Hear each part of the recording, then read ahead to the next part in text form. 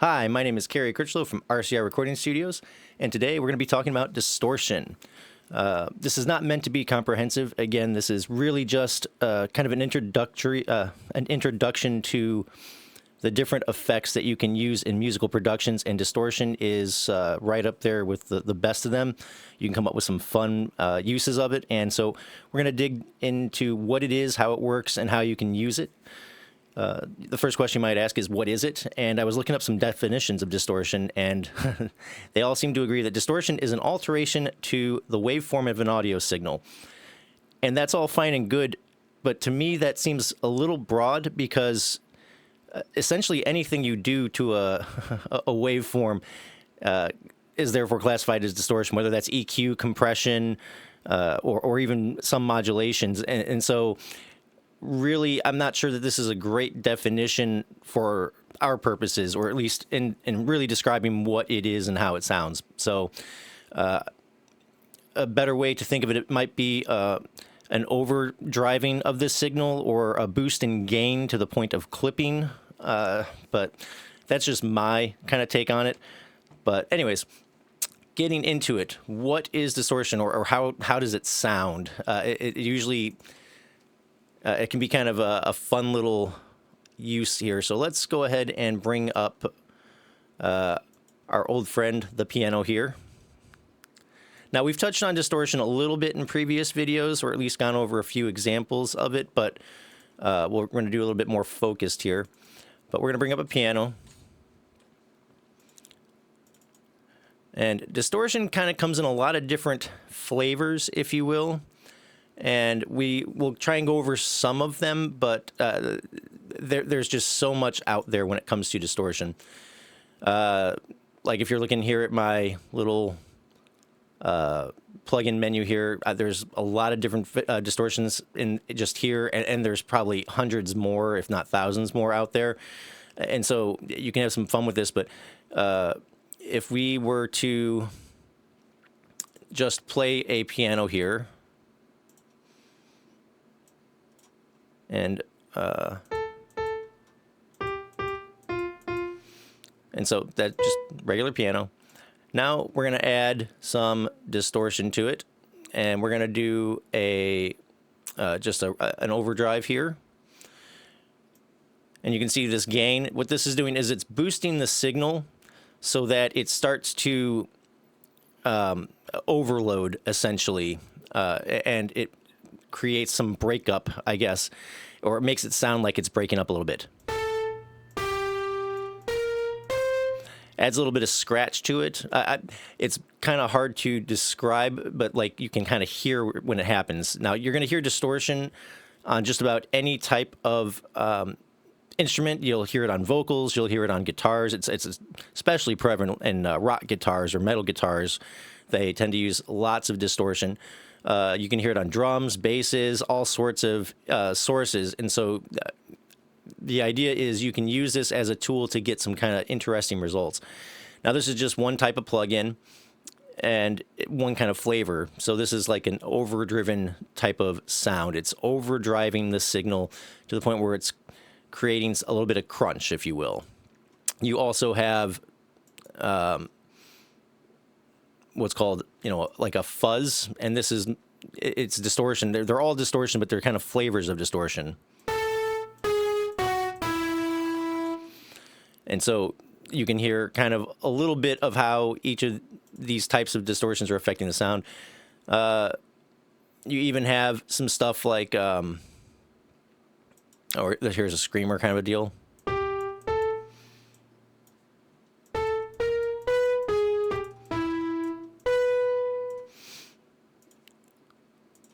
And so it's boosting the signal and causing some some breakup in the signal. Let's see if we can find like a visual sort of way to show this, maybe. So this is getting a little bit into sound design, which is why we're kind of going through all of this in the first place, so that we can eventually get to sound design. But if we take a this might not actually be the best example. Let's try something else here.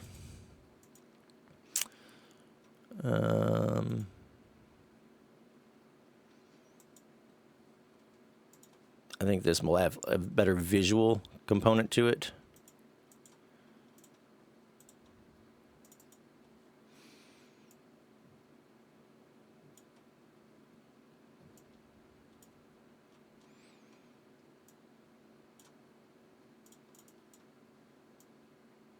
Okay, so here's our waveform to start with. And actually, let's just make this a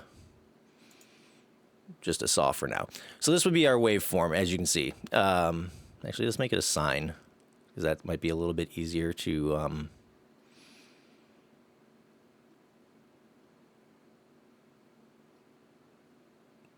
Do I not have a sine on here?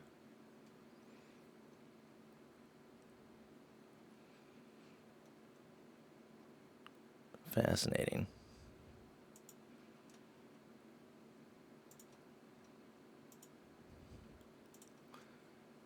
Sorry, bear with me. We'll do a triangle, I guess.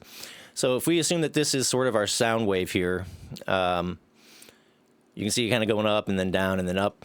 And that's kind of what a wave looks like. So if we were to add some drive to this, you can see that it gets clipped here at the ceiling. And that's kind of that flat line looking thing, right? And the more we add drive to it, the more clipped it becomes. So if we're going to play this sine wave as it is, actually, let's initialize here.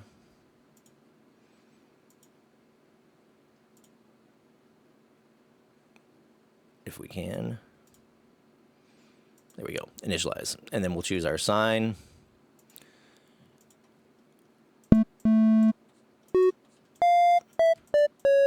So that's what a sine wave sounds like, or a triangle. I keep saying sine. This is what a triangle sounds like. And then when we add some drive to it, we are clipping it, and it's getting more flat-lined. And it becomes a little harsher, a little bit more broken up. And there are other things that you can do to this waveform that would also constitute distortion. You can warp it some. You can twist it some, and the more you do this, the more it affects the sound wave and just makes it sound different. So that's kind of what's going on with this distortion. Is maybe we can even bear with me. I'm going to try something here, and hopefully it will work. Let's just come up with a quick little... oh, not with this one.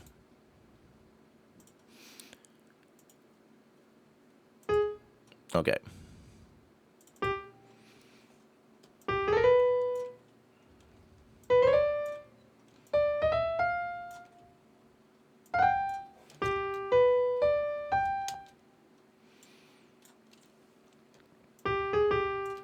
All right, we'll just do a little 2-bar G major arpeggio here.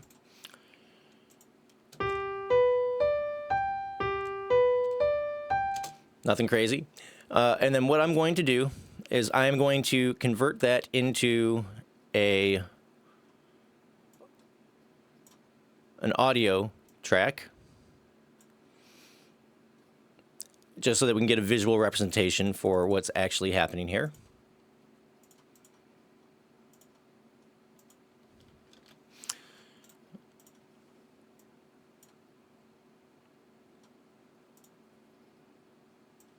All right, and so if we were to mute this original track and just play this audio track, we are getting these sound waves. And if you zoom in, and maybe even just boost this a little bit so you can really see, you can see what is happening in this sound wave, right? It's kind of going up and then down and then up and then down, and that is the sine wave for each of these piano notes, right, as we go.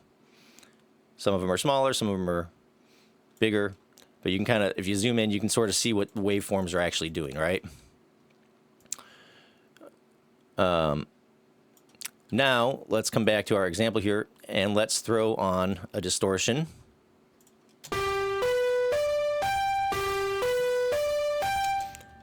And let's convert that into an audio.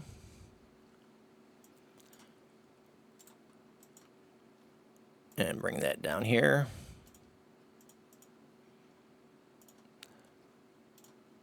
And we can compare them.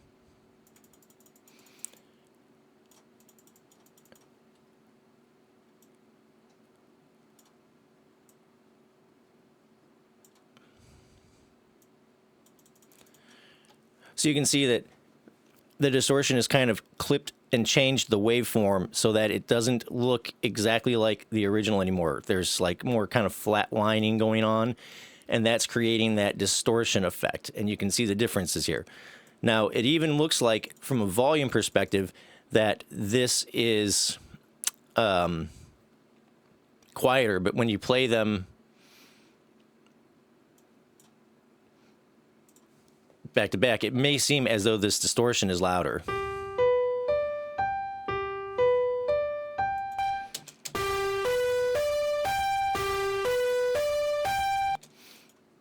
And so, even though it's quieter signal, it can seem almost like it's louder than the original. But you can sort of see, just from a visual representation, how this distortion is affecting the waveform and changing it to sound different. And these distortions can be used to create some cool effects. You can do it in subtle or harsh amounts, but it's usually done to add a little bit of grit, a little bit of character, a little bit of just oomph maybe to what you have going on. And you can use them in moderate or not so moderate ways. And there's different controls, and there's so many different types of gain plugins with different options out there that it's going to be tough to really cover the whole spectrum. But generally speaking, it's a combination of some sort of gain, which is different from volume. Gain is actually increasing the signal. Not it can also make it sound lighter, or lighter. It can also make it sound louder when you increase the gain. But when you increase the gain, you're actually increasing the signal. You're changing the waveform, whereas volume, you're just taking that waveform and making it louder. But anyways, and you can sort of see here a visual representation of this gain as well, how much signal you're pushing into it.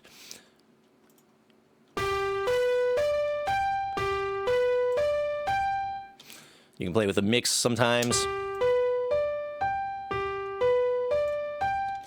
The temperature.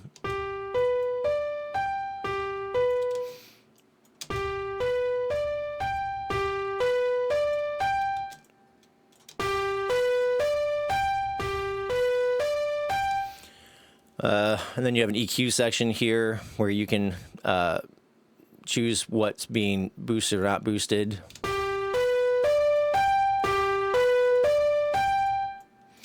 And this ABC, I believe, is just choosing between different frequencies. You can have mild, moderate, extreme.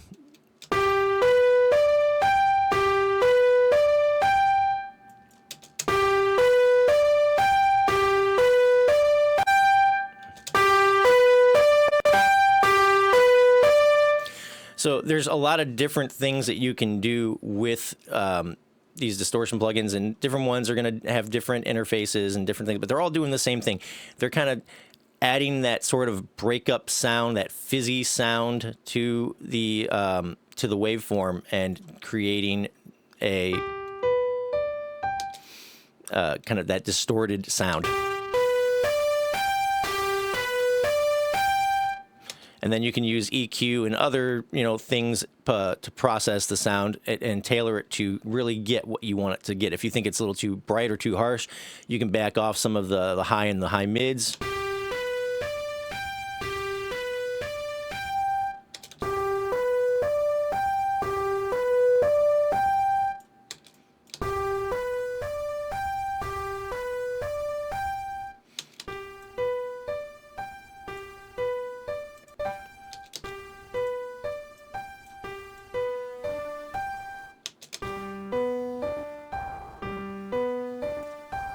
This has an octaver thing in here, so you can have some fun with the different types of distortions, and some of them even come in the form of just like, you know, a little bit of saturation, a little bit of like, so this is kind of based off of an Abbey Road saturator, which is just adding some gain. You have some EQ stuff here. All right. And even within our system here, we have our volume and velocity, or if you're coming to audio, you have this gain here, right? So let's mute this up. You can see as you turn up this gain, it starts to kind of break up a little bit. And we've gotten distortion effects also from things like from compression. So like there's a lot of different ways you can go about getting the sound. But I'm just trying to give you a concept of what the distortion is actually doing to the waveform in order to kind of change it, as our definition said earlier. But so there's different ways you can go about doing it. Oftentimes it's going to be through a plugin. If you're a guitar player, you may have seen stomp boxes.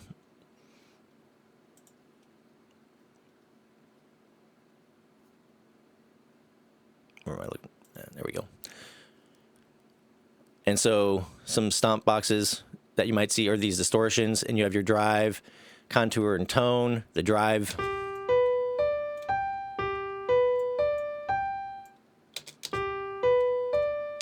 Oh, I'm on the wrong thing. That's why.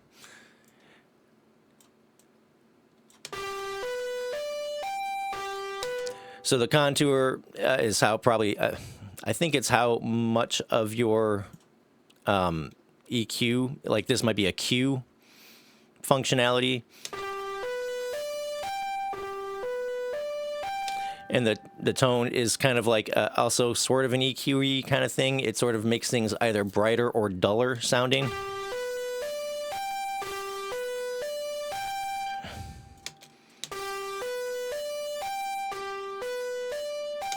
And so you have different distortions. Like if, as a guitar player, this is going to be pretty common to you, the different types of distortion pedals.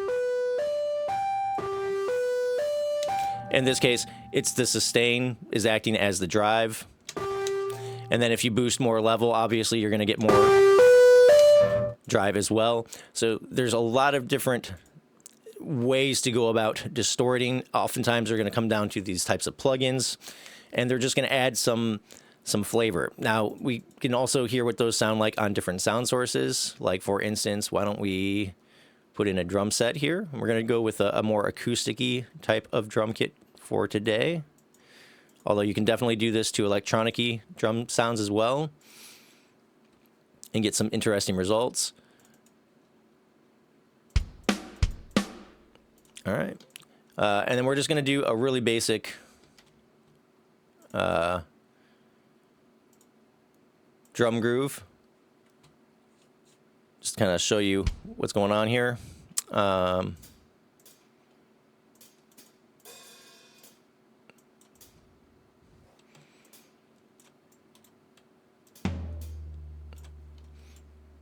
And we're going to do an eighth note groove. Turn every other down, as we've gone over in the past.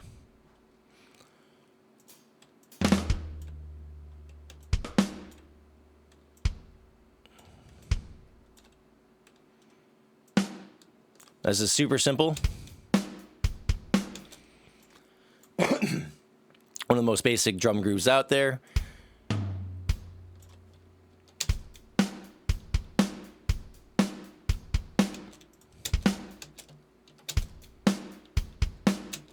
And then maybe a little open hi-hat-y thing here.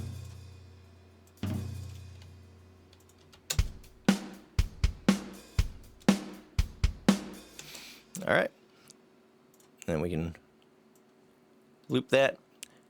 And then we can throw on some distortion on the drums.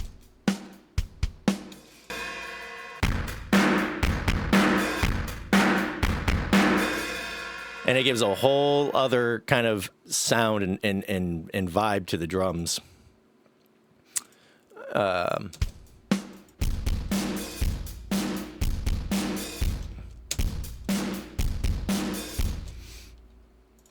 Kind of reminds me of a Blur song.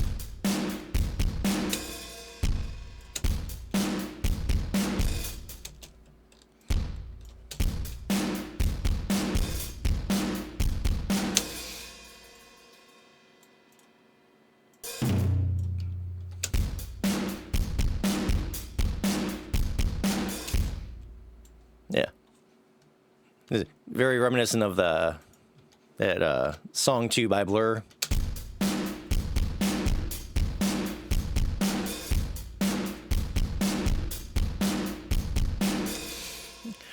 And then different ways of and different flavors for this as well. So like that was overdrive. Here's a fuzz.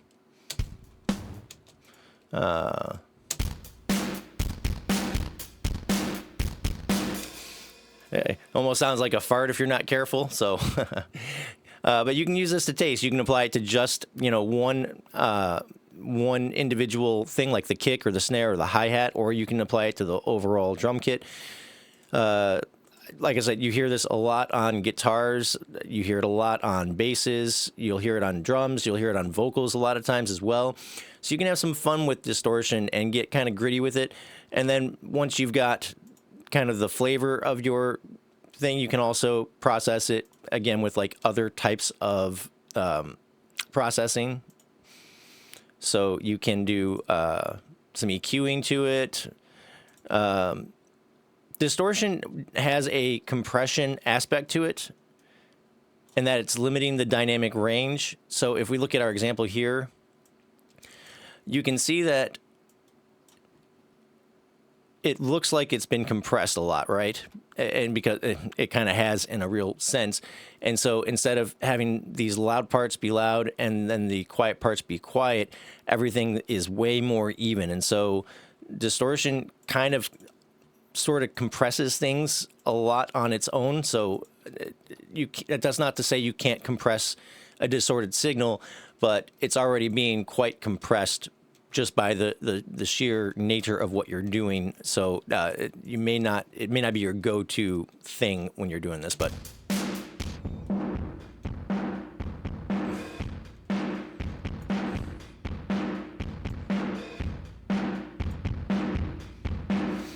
you can use this EQ to give it different flavors.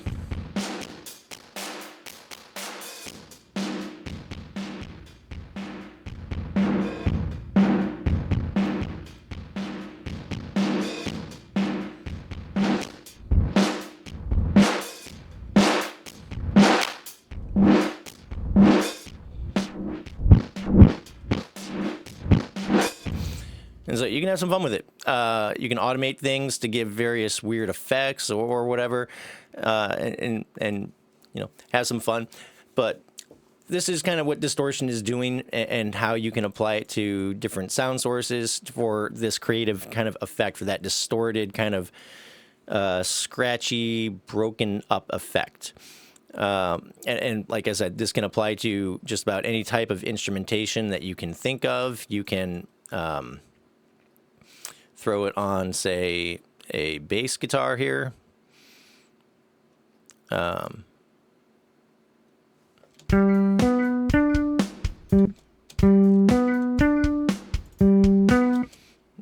This is a little high for a bass, so this note is not playing. So let's bring this down to where a bass would generally be.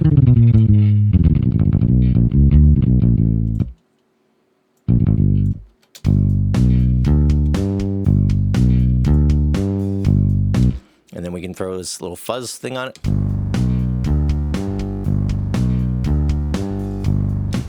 And let's just kind of initialize that because I don't want that octave thing.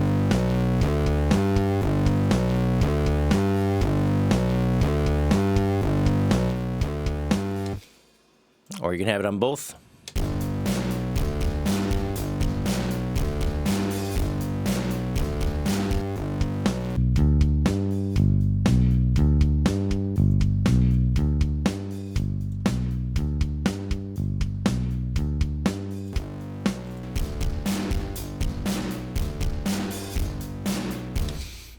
And so you'll hear distortion very commonly in a lot of rock, indie, some pop, sometimes some R&B, but it's adding that kind of aggressiveness and grit and grime to your productions. And so it's a fun tool if you want to add in kind of that sort of grimy aspect to your productions, and you can use it on pianos, guitars, like the the limit is your imagination at this point, right? And so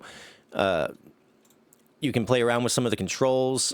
Most of them, it's just a matter of kind of increasing the gain. I mean, there's even like one knob things where all you have is this one button here.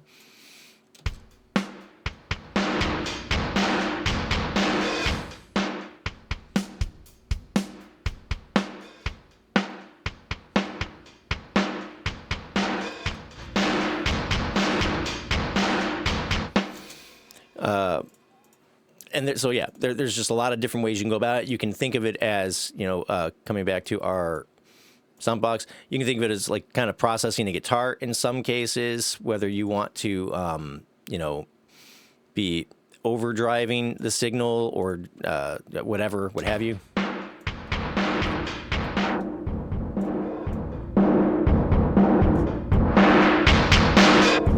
Right? So like most of it really just comes down to that gain function, and then everything else is kind of just EQ to kind of shape or tame the signal in a pleasing way, so that you're not kind of making it sound too harsh or too dull or whatever. And it's just giving you some kind of options on that front.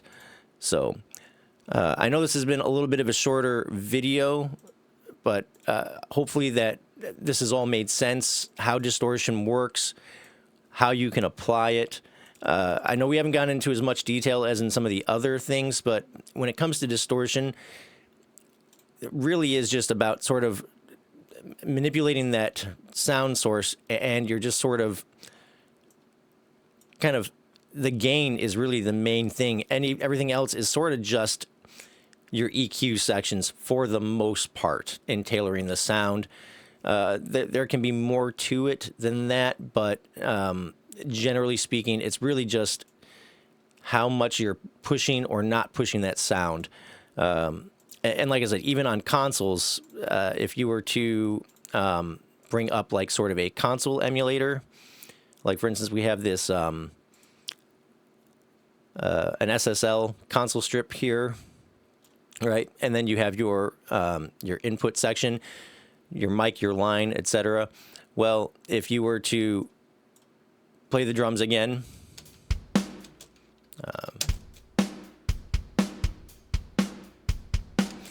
and then you use your gain here to overdrive the signal just from your console.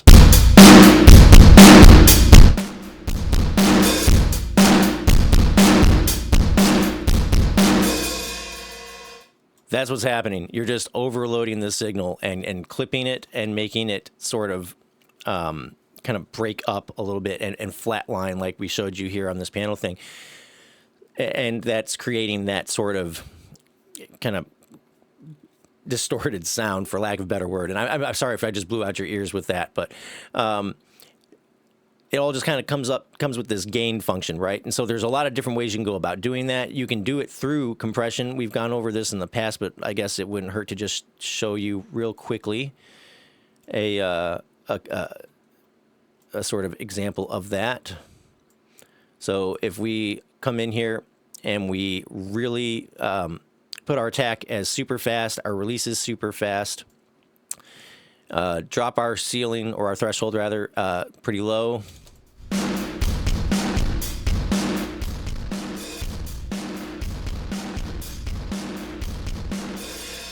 We're also getting that kind of distorted effect.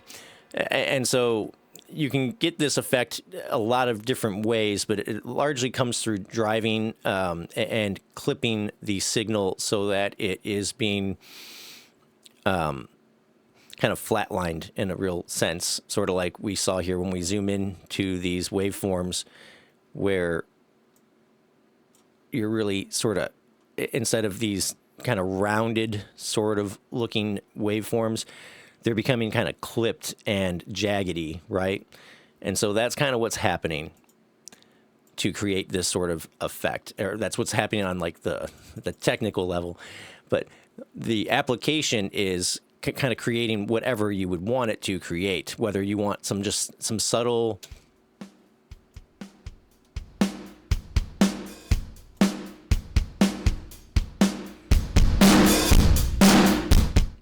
or extreme distortion on that. And so there, like I said, you can go about it a lot of different ways. There's hundreds, if not thousands, of different distortion plugins out there that you can try. Each one's going to kind of have its own subtle little flavor.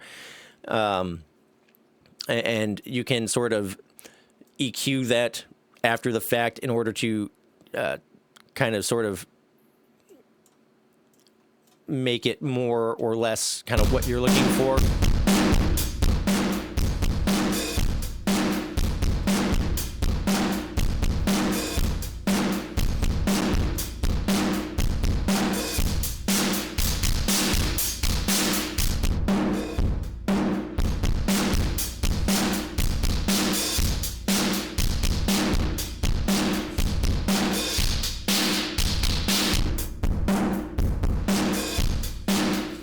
And so, yeah, EQing is going to have an impact on the sort of the way you have it sounding, and you can get kind of crazy with it, or you can get kind of subtle with it. It's a matter of taste at this point. How much of that kind of sound do you want to kind of be having in the sound, if you will?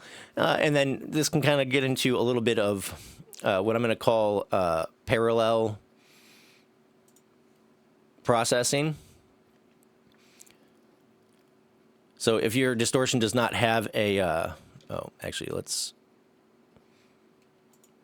turn this off for now, and let's just bring this down. Oop. Convert it into an audio file. And so now here's our drums. And we can kind of zoom in a little bit if we want and sort of see what's going on with these waveforms.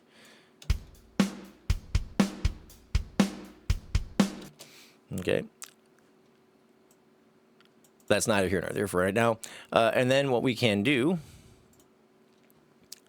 is we have our clean version of the drums, and then we can, if we want to, have our distorted version of the drums, and then we can use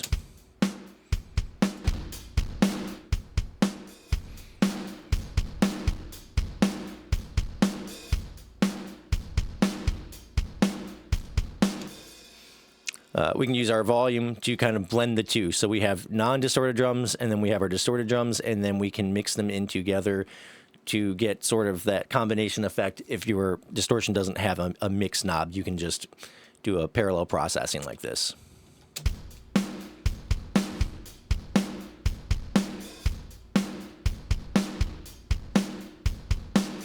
I might add also, because we didn't cover this in our compression video, but this is, you can, when it comes to parallel processing, you can do this with compression, you can do this with other things as well. It's just having a dry signal and then an affected signal of the same thing, like we're just copy pasting here.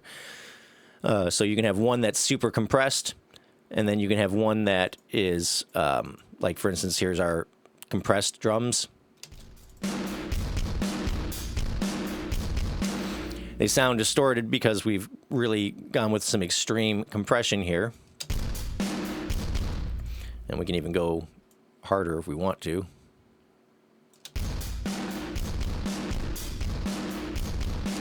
And then we have our dry signal.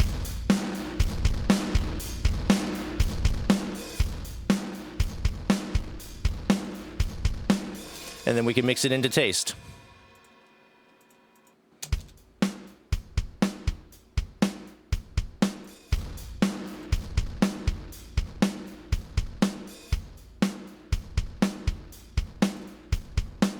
And it adds a little bit of excitement, a little bit of grit, a little bit of energy. And I said, like I said, this can all be done to taste. There's no kind of wrong or right to any of this. It's just whatever your imagination tells you is right, or whatever your brain is telling you is right. And if it's wrong, then you can change it. You know, don't be afraid to play around with some of these different things, but you can have a lot of fun with it.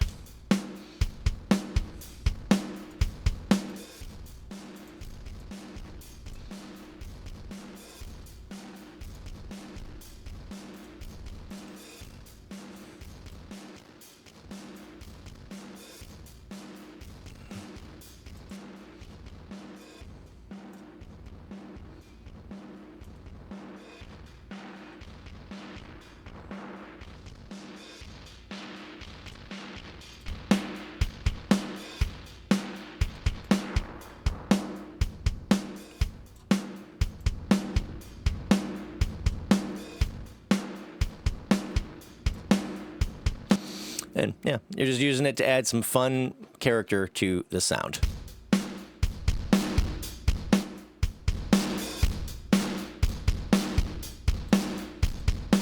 And you can even dial distortion back.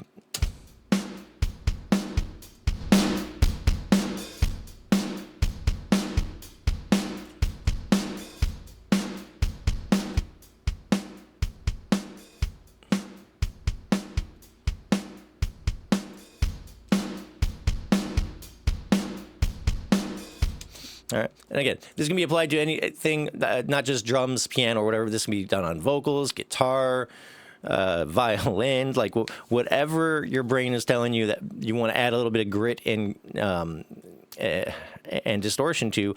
Try it out. See what happens. It might be fun. And if it doesn't work, it doesn't work. If it does work, that's awesome. But be creative. Don't be afraid to play around with things. Don't be afraid to mess with buttons or various things, and sort of get the sound to sort of be where you want it to be, or get it to sound the way you want it to sound. At the end of the day, that's what this is all about, is just making things sound the way you want them to sound.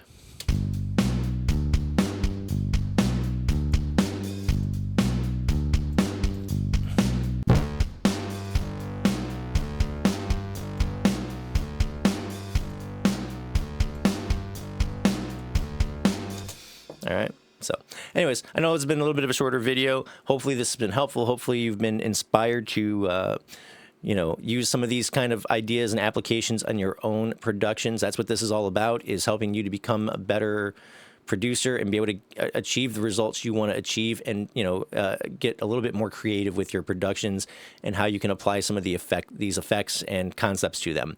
So anyways, I hope you have yourselves a wonderful day. Have a Merry Christmas and a Happy New Year and all of that fun jazz. And I will talk to you later. Bye-bye.